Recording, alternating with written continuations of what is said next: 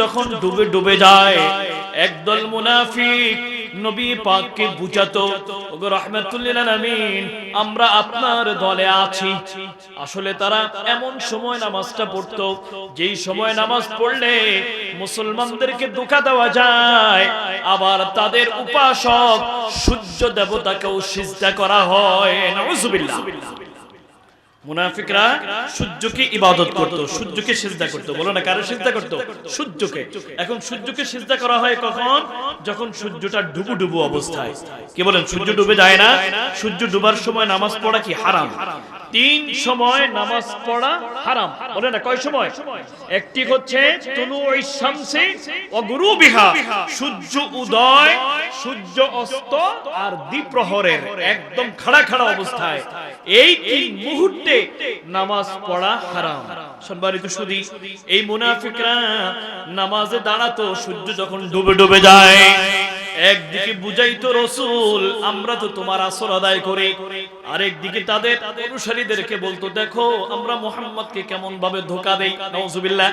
আমার আল্লাহ বলে না, ইউখাদিউনাল্লাহা ওয়াল্লাযীনা আমানু ওয়া মা ইয়াখদাউনা ইল্লা আনফুসাহুম ওয়া মা ইয়াশউরুন।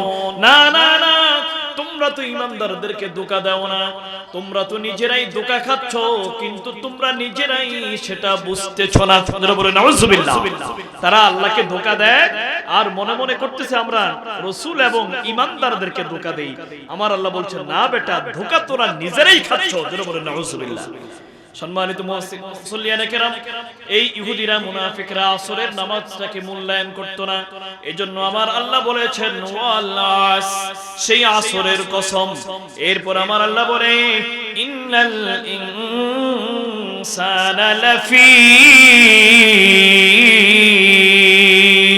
খুসর। ও আমার বান্দারা রে, এই জামানার মধ্যে, এই পৃথিবীর মধ্যে আমি আল্লাহর আসমানের নিচে জমিনের উপরে যত বান্দা আছে সকল বান্দারা ক্ষতিগ্রস্ত, ধ্বংসের কিনারের মধ্যে। নাউজুবিল্লাহ।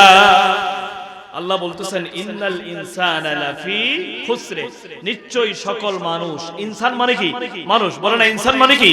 মানুষ। আমার আল্লাহ অত্যন্ত গুরুত্বের সাথে বলছেন ইন্নাল ইনসান, নিশ্চয়ই মানুষেরা, লাফি খুসরিন, মানুষেরা আছে কিসের মধ্যে? ধ্বংসের কিনারে। বলে না কোথায়? ধ্বংস। দুনিয়াও ধ্বংস, পরকালও ধ্বংস। কিন্তু 4 প্রকারের মানুষ ধ্বংসের মধ্যে নাই।